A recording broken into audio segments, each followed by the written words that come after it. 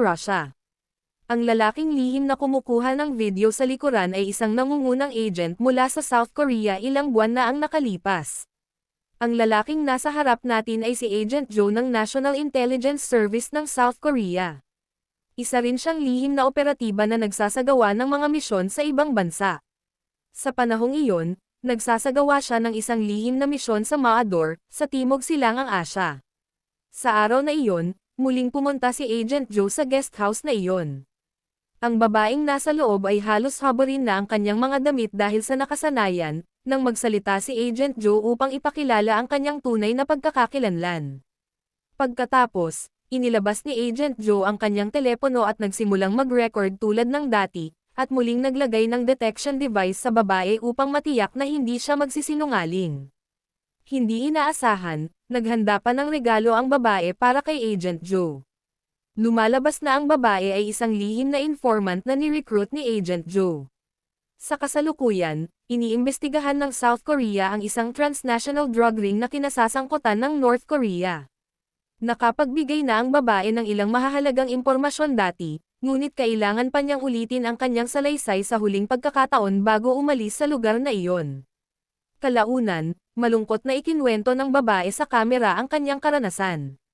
Ipinadala siya ng Hilagang Korea sa Russia upang kumita ng dayuhang pera.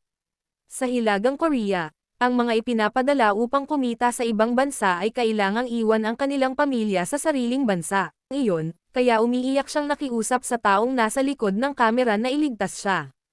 Handa siyang gawin ang kahit ano para dito. Ngunit masyadong malakas ang ingay at napansin ito ng manager.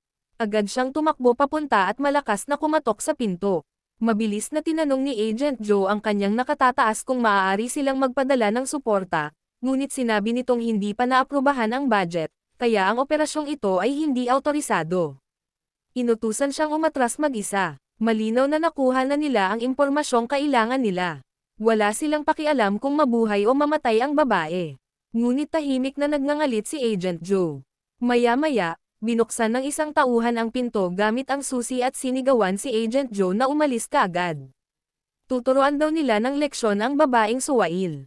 Habang naglalakad palabas si Agent Joe, paulit-ulit siyang lumingon at nakita ang babaeng pinipigil sa sahig. Hindi niya ito matiis. Di nagtagal, mas maraming tauhan ang dumating dahil sa ingay ng labanan. Agad na inilabas ni Agent Joe ang kanyang baril, ngunit pinaalalahanan siya ng kanyang nakatataas. Kapag nagpaputok siya ng walang pahintulot sa isang banyagang bansa, magiging napakalala ng mga kahihinatnan. Sa kabila nito, mabilis na pinabagsak ni Agent Joe ang mga tauhan. Pagkatapos, dinala niya ang babae sa isang pansamantalang safe house para gamutin.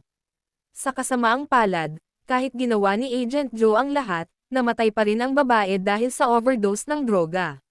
Seryosong sinabi ng kanyang nakatataas kay Agent Joe na sa ganitong trabaho ay walang tiwala. Ginagamit lamang ng lahat ang isa't isa para mabuhay. Balang araw, masisinay din siya sa ganitong mga pangyayari. Natahimik si Agent Joe matapos marinig iyon. Ilang araw matapos nito, bumalik si Agent Joe at ang kanyang koponan sa Timog Korea upang magulat ng kanilang misyon. Tinakpan siya ng kanyang nakatataas kaya hindi siya napalo sa isang drug trafficking network sa isang unibersidad sa loob ng bansa.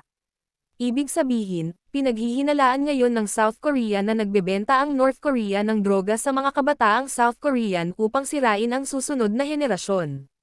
Sa puntong ito, nagsalita si Agent Joe. Idinagdag niya na ang mga babaeng ito ay dinodroga at ipinapadala sa pamamagitan ng Russia patungong Europa, Timog Silangang Asya, at maging sa South Africa. Marami sa mga biktima ay nagmumula sa Vladivostok. Ipinakita rin ng maraming testimonya na maaaring sangkot ang North Korean State Security Department, kaya pinaghihinalaan ni Agent Joe na pati ang konsulado ng North Korea sa Russia ay kasangkot. Habang nagsasalita, iniabot ni Agent Joe ang isang piraso ng impormasyon ang pinakabagong datos tungkol sa Vladivostok Mafia. Matapos itong basahin, sinabi ng direktor kay Agent Joe na lalong naging malapit kamakailan ang Russia at North Korea, at maging ang Estados Unidos ay nag-aalala. Kung mapipigilan ang mga internasyonal na krimen sa loob ng kanilang teritoryo, magiging mas matatag ang sitwasyon sa South Korea. Kaya agad inutusan ng direktor si Agent Joe na pumunta sa Vladivostok upang isagawa ang kanyang misyon. Umalis si Joe patungong Vladivostok agad upang isagawa ang kanyang misyon. Hindi nagtagal, dumating si Agent Joe kasama ang isang dayuhan sa isang restorang pinapatakbo ng North Korea sa Vladivostok na ginagamit para kumita ng dayuhang salapi. Ang babaeng ipinadala ng manager ay pinangalan ng Sianhua. Siya ang empleyadong kumikita ng pinakamaraming dayuhang salapi sa buong restoran. Nagkunwaring unang beses bumisita si Agent Joe at tinanong si Sianhua tungkol sa mga espesyalidad na mairerekomenda nito. Nang marinig ni Sianhua ang punto ni Agent Joe, hindi niya napigilang tanungin kung taga South Korea siya. Sumagot si Agent Joe, tatanggihan mo ba ang mga Koreano bilang customer? Ang mabilis at matalinong lumipat siya sa wikang Koreano at tahimik na inutusan si Sianhua, sinabing ang kasamang Ruso niya ay may-ari ng isang kumpanyang parmasyutiko.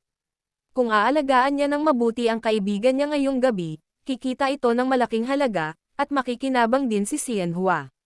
Agad na naunawaan ni Sianhua ang ibig sabihin ni Agent Joe. Nang pumunta si Sianhua sa silid ng kaibigang Ruso gaya ng nakasanayan, naroon din pala si Agent Joe. Nang mapagtanto ang sitwasyon, tumalikod si Sianhua para umalis sana, ngunit mahinhinan siyang kinausap ni Agent Joe. Ang mga salitang iyon ay nakapagpagaan ng loob ni Sianhua. Pagkatapos, nangako si Agent Joe na hanggat makikipagtulungan si Sianhua sa kanyang gawain, tiyak na bibigyan siya ng South Korea ng asylum. Sa pamamagitan ng walang sawang pagsisikap ni Agent Joe, naging impormante niya si Sianhua. Pagkalipas ng 4 na buwan, sa hangganan ng China, Russia, at North Korea, may nagpuslit ng 4 na nalinlang na babaeng North Korean papuntang Russia. Ngunit nang makita nilang mga Ruso ang sumalubong sa kanila sa halip na mga Chino, agad nilang napagtanto na naloko silang ngunit huli na para makatakas. Ang lalaking nagdala sa kanila ay naglabas ng isang pakete ng bagong droga at iniabot ito sa mga kasamahan. Sa sumunod na sandali, sinubukang tumakas ng isa sa mga babae. Agad na nagtaas ng kamay ang leader ng grupo at nagpaputok ng ilang beses. Ang babae ay agad na namatay sa nyebe. Malinaw na ang Consul General ng North Korea ay hindi lamang sangkot sa human trafficking, kundi nakikipagsabuatan din sa Russian mafia sa drug trafficking. Pagkatapos nito, galit na ibinalik ng lalaking may sugatang tainga ang babae sa bahay. Gusto sana niyang magpahinga upang kumalma. Ngunit sa susunod na segundo, isang pana ang biglang dumaplis sa kanyang natitirang tainga. Sunod-sunod pang pana ang dumating. Ang umaatake ay nakaupo sa dilim, halatang matagal nang naghihintay. Siya ay si Park Ji-hyun, isang opisyal mula sa North Korean State Security Ministry. Inakusahan niya ang lalaki ng iligal na pakikipag-ugnayan sa ibang bansa at human trafficking. Kalaunan, dinala ni Park Ji-hyun ang nahuling middleman sa North Korean Consulate. Agad na magalang na sinindihan ng Consul General ang sigarilyo para kay Park Ji-hyun. Ngunit hindi siya naapektuhan nito. Sinabi niyang dumating lamang siya upang imbestigahan ng lubusan ang kaso at hindi niya ipinakita ang anumang paggalang sa Consul General. Dahil dito, lihim na nagplano ang Consul General na alisin si Park Ji-hyun upang maitago ang kanyang mga krimen. Nang magsisimula na sana si Park Ji-hyun ng interogasyon, biglang pumasok ang Consul General sa silid at ginulo ang proseso. Inilapag niya ang isang makapal na tumpok ng papel sa harap ng middleman at inutusan itong isulat ang lahat ng krimen. Nang makita ang pag-aatubili ng middleman, ipinaalala ng Consul General na isipin niya ang kanyang pamilya sa North Korea. Hindi madaling malinlang si Agent Joe. Lihim siyang naglagay ng listening device sa ilalim ng mesa. Kalaunan, inimbitahan ng Consul General si Park Ji-hyun sa isang North Korean restaurant para sa hapunan. Ngunit pag-upo pa lamang nila ay agad na pumasok sa seryosong usapan ang Consul General. Kalmadong ipinaliwanag ni Park Ji-hyun na kamakailan ay maraming North Korean personnel ang misteryosong nawawala sa hangganan. Sinabi niyang inutusan lamang siya ng kanyang mga nakatataas na mag-imbestiga. Ngunit hindi naniwala ang Consul General. Kaya nagkwento siya tungkol sa isang lumang pangyayari. Isang North Korean hero na si John Sung ang nagtrabaho sa State Security Department noong panahong laganap ang mga pagtalikod sa Berlin Branch. Sa panahong iyon, nais din niyang tumakas mula sa North Korea. Ngunit binaril at pinatay ang kanyang buntis na asawa, kaya nangako si John Sang na maghihiganti laban sa North Korea. Sa kasamaang palad, nawala siya ng walang bakas sa Vladivostok, at ang taong nagpawala sa kanya ay walang iba kundi ang Consul General. Matapos ikwento ito, tumingin ang Consul General kay Park Ji-hyun at sinabi na ang mga traidor na nagtataksil sa kanilang bansa ay laging nagsasabing naloko sila ng mga South Korean agent kapag nahuli. Habang sinusubukan nilang basahin ang isa't isa, lumapit si Sienwon na nagtutulak ng food cart. Napatigil si Park Ji-hyun nang makita siya. Agad na napansin ng Consul General uri ng droga mula sa kanyang mga sanitary supplies. Lumabas na kapag may mga bisitang humihingi ng dagdag na serbisyo, ipinapamahagi ng manager ang drug ang ito sa mga empleyado.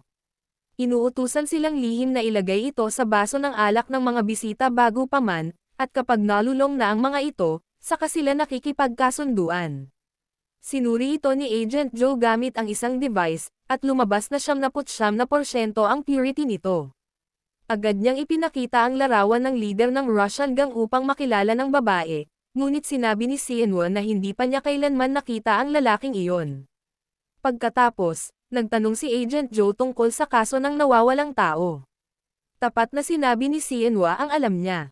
May ilang kasamahan sa restoran na nagkaproblema at dinala ng security ministry, na tila ipinadeport pabalik sa Hilagang Korea, ngunit walang alam ang kanilang mga pamilya tungkol dito. Kilala pa nga ni Sienwon ang isa sa kanila, ang pangalan niya ay Kim Surin. Nang marinig ni Agent Joe ang pangalang iyon, napatigil siya. Doon nagsimulang magkaugnay ang lahat. Malinaw na sangkot ang Consul General sa human trafficking at drug trafficking. Pagsapit ng alas 7 ng gabi, nagkunwari ang grupo na tapos na ang kanilang pakay at umalis. Binigyan ni Agent Joe si Sienwon ng isang pares ng guwantes. Pagkatapos nito, inihatid ng manager si Sienwon pabalik sa dormitoryo ng mga empleyado. Sa sumunod na sandali, lumitaw si Park Ji-hyun sa kanilang paningin. Agad na umatras ang manager upang bigyan ng espasyo ang dalawa na mag-usap. Sa harap ng mga salitang puno ng pag-aalala ni Park Ji-hyun, medyo malamig ang naging kilos ni Sienwon. Lumalabas na magkakasintahan sila noon at halos ikakasal na, ngunit isang araw ay bigla na lamang ipinahayag ni Sienwon na tapos na ang kanilang relasyon at pagkatapos ay nawala siya ng walang bakas. Kanyang mga tauhan. Di nagtagal, nakita niya ang ulat sa computer screen ni Park Ji-hyun, patunay na nandito nga ito upang manektik. At natuklasan din niya ang lihim ni Sienwon. Kaya ng gabing iyon, may ilang lalaking nakaitim na palihim na pumasok sa silid ni Park Ji-hyun. Ngunit mabilis siyang kumilos at madaling natalo ang mga tauhan. Ngunit sa sumunod na sandali, itinutok ang baril sa kanyang ulo. Sinabihan siya ng lalaki na huwag magpanik, dahil utos lamang ng Consul General na dalhin siya pabalik sa konsulado. Pagkatapos nito, naglabas ang Consul General ng isa pang surveillance video. Sa nakalipas na ilang buwan, isang Russian pharmaceutical businessman ang tumatawag kay Sienwon sa iisang silid tuwing linggo. Ngunit sa bawat pagkakataon, dalawang lalaking may suot na sunglasses ang pumapasok sa katabing silid. At ang pinakamahalaga, magkakonekta ang dalawang silid. Dahil dito, agad na iniutos ng Consul General na halughugin ang dormitoryo ng mga empleyado. Si Agent Joe, na nagbabantay sa konsulado, ay nakakita ng maraming sasakyan na papunta sa dormitoryo ng restoran. Kaya agad siyang nagmaneho papunta roon habang tinatawagan ang kanyang kasamahan upang bantayan ang ibang kaina-hinalang lugar. Ngunit ng oras na iyon, nakarating na si Park Ji-hyun sa dormitoryo kasama ang kanyang mga tauhan. Hinalughog nila ang buong lugar habang hinahalughog si Sienwon. Lumapit si Park Ji-hyun at pabulong na tinanong kung ano ang ginawa niya. Nakayuko lamang si Sienwon at hindi nagsalita. Pagkatapos, inilabas ni Park Ji-hyun ang mga larawan ng dalawang lalaking may sunglasses. Nang makita ang pag-iwas ng tingin ni Sienwon, agad niyang naintindihan ang lahat. Tahimik niyang sinabi kay Sienwon na kapag siya ay iniimbestigahan, dapat niyang sabihin na ang mga South Korean ang unang lumapit sa kanya, at nakipag-ugnayan lamang siya sa kanila upang tulungan si Park Ji-hyun na mangalap ng impormasyon. Di nagtagal, natagpuan sa silid ni Sienwon ang isang bundle ng dolyar. Doon lamang nalaman ni Park Ji-hyun ang tunay na dahilan kung bakit bigla siyang pinutol ni Sienwon noon. Na-diagnose pala ng cancer ang kanyang ina, at upang makakuha ng pera para sa gamutan, nag-smuggle ang kanyang ama ngunit na aresto. Kaya napilitan si Sienwa na akuan ang responsibilidad sa pamilya at pumunta sa Russia upang kumita ng dayuhang pera. Di nagtagal, isinulat ni Sienwa sa papel ang buong kwento ng kanyang buhay mula pagkabata hanggang sa mga nangyari kamakailan. Ngunit sa sumunod na sandali, kinuha ng Consul General ang papel at sinabi sa kanya na isulat itong muli mula simula hanggang wakas. Kung hindi siya nagsisinungaling, dapat magkapareho ang dalawang salaysay. Habang abala si Sienwa sa pagsusulat, dumating si Agent Joe malapit sa konsulado at agad na nag-set up ng monitoring equipment upang makinig sa nangyayari sa loob. Sa puntong iyon, pinasusulat na si Sienwa sa ikatlong pagkakataon, dahil hindi nagtutugma ang unang dalawang pahayag. Matapos ang napakaraming ulit, halos maubos ang kanyang lakas dahil sa pagpapahirap. Pagkatapos ng napakaraming pagtatangka, labis nang napagod kailangang ibalik si Sienwa sa North Korea sa ngayon. Ngunit sumagot ang Consul General na walang lihim na operasyon na hindi niya alam. Maliwanag na determinado siyang ibalik si Sienwa. Wala nang nagawa si Park Ji-hyun kundi sabihan si Sienwa na panindigan ang kanyang kwento kapag inilabas siya, at hahanapin niya ang South Korean agent upang mabuhay pa si Sienwa. Pag-alis ng Consul General kasama si Sienwa, agad silang sinundan ni Agent Joe na naghihintay malapit doon. Samantala, nagmadaling magsagawa ng sariling imbestigasyon si Park Ji-hyun. Nang matuklasan niyang maaaring nagtatago ang isang South Korean agent sa isang gusaling tirahan, mag-isa siyang nagpunta roon. Hindi niya alam na ang minamahal niyang si Sienwa ay hindi dinala sa pantalan kundi ibinigay sa isang Russian gang. Si Agent Joe, na sumusunod sa kanila, ay lihim ding kumuha ng mga larawan ng transaksyon sa pagitan ng dalawang grupo. Matapos makumpirmang maayos ang kargamento, kinuha ng gang si Sienwa sa kanilang kustodiya, at mabilis na naghiwalay ang dalawang panig. Saglit na nag-alinlangan si Agent Joe, ang iyon, nagkaproblema ang tauhan ni Agent Joe na kasunod pala si Park Ji-hyun sa kanila. Agad siyang nagmaneho papunta sa lugar at tahimik na umakyat sa gusali gamit ang isang panlabas na hagdan. Narinig ng tauhan ang ingay at sinubukang tumakas, ngunit nahila siya ni Park Ji-hyun sa buhok. Nagagawan sila at gumulong pababa ng hagdan, ngunit sa huli ay napigil ni Park Ji-hyun ang tauhan. Ginamit niya ang telepono nito upang magpadala ng mga larawan kay Agent Joe at pinatawag siya agad. Sa oras na iyon, nasundan na ni Agent Joe ang gang sa kanilang pinagtataguan. Nang malaman niya kung sino ang kausap, ipinaliwanag niya ang lahat at ipinadala ang mga larawan. Nang makita ni Park Ji-hyun ang mga larawan, siya ay nabigla. Agad siyang sumakay sa kanyang sasakyan at nagmadaling pumunta roon, ngunit sinusundan siya ng tauhan ng Consul General. Ipinaalam nito sa Consul General na papunta si Park Ji-hyun sa lugar ng auction. Galit na galit ang Consul General at agad na ipinabalik ang sasakyan, habang tinatawagan ang leader ng gang. Hindi niya alam na may nakapasok na sa auction si Agent Joe iyon. Sa harap ng maraming miyembro ng gang, hindi natakot si Agent Joe. Sa halip, mabilis niyang tinandaan ang mga pwesto ng lahat. Maya-maya, narinig ng leader ng gang at ng Consul General ang putukan. Inakala nilang si Park Ji-hyun iyon, hindi nila alam na si Agent Joe ang sumalakay.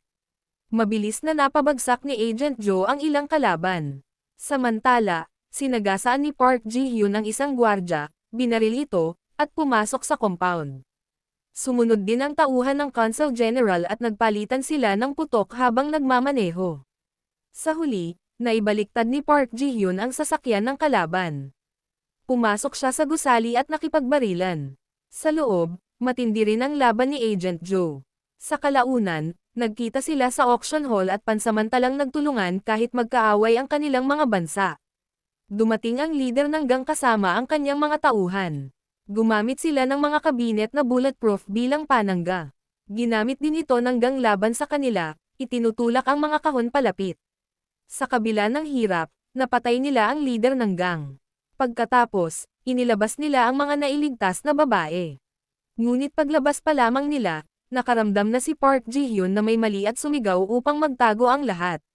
Sa susunod na segundo, ang naghihintay na Consul General at ang dalawang tauhan nito ay agad na nagpaputok. Ilang babaeng hindi nakaiwas ay tinamaan at bumagsak sa lupa, sumisigaw sa sakit. Ginamit ng Consul General ang sitwasyong ito upang ilito si Park Ji-hyun. Sa tamang sandali, dumating ang kasamahan ni Agent Joe upang tumulong. Ngunit napakalakas ng armas ng Consul General kaya kahit nadagdagan sila ng isa, hindi pa rin sila agad nakalamang. Sumunod ang isang napakatinding labanan. Matapos ang matinding putukan, lahat ay nasugatan sa iba't ibang antas. Ngunit sa gitna South Korean side na iligtas ang kanyang ina sa pamamagitan ng isang middleman, ngunit dumating ang balitang namatay ito sa atake sa puso habang nasa biyahe. Sa huli, ipinadala si Sienwo sa Japan pagkatapos ng pagpupulong. Hindi napigilan ng kasamahan ni Agent Joe na magtanong. Ano ba talaga ang sinabi ni Park Ji-hyun sa iyo bago siya namatay? Sinabi ba niyang dalhin mo si Sienwo? Sandaling nanahimik si Agent Joe bago sumagot. Hindi. Ang tinatanong niya ay kung may paraan ba akong mailigtas ang buhay niya. Sinabi niyang ayaw pa niyang mamatay. Dito ganap na nagtatapos ang kwento. Ang pelikula ay gumagamit ng pagkakatunggali ngunit pansamantalang pagtutulungan ng mga agent ng North at South Korea sa malamig na lupain ng Russia upang ilantad ang madilim na lihim sa likod ng mga laro ng mga bansa. Sa huli, walang matagumpay na bayani at walang ganap na pagtubos. Namatay si Park Ji-hyun dahil sa matinding sugat. Nawala kay Sienwo ang kanyang minamahal at ang kanyang ina. Si Agent Joe naman ay umuwi na may mga sugat at trauma, ngunit tinatanong lamang ng kanyang mga nakatataas ang tungkol sa mga ruta ng droga. Sa halip na awa para sa mga biktima, ang kawalang pakialam ng sistema ng Estado ay naging matinding kabaligtaran ng sakripisyo at damdamin ng mga individual, na nag-iwan sa buong pelikula ng malalim at hindi maiiwasang lungkot. At dito na nagtatapos ang kwento ng pelikulang ito. Huwag niyo na rin kalimutan mag-like, comment at mag-subscribe upang patuloy kayong updated sa panibago nating upload.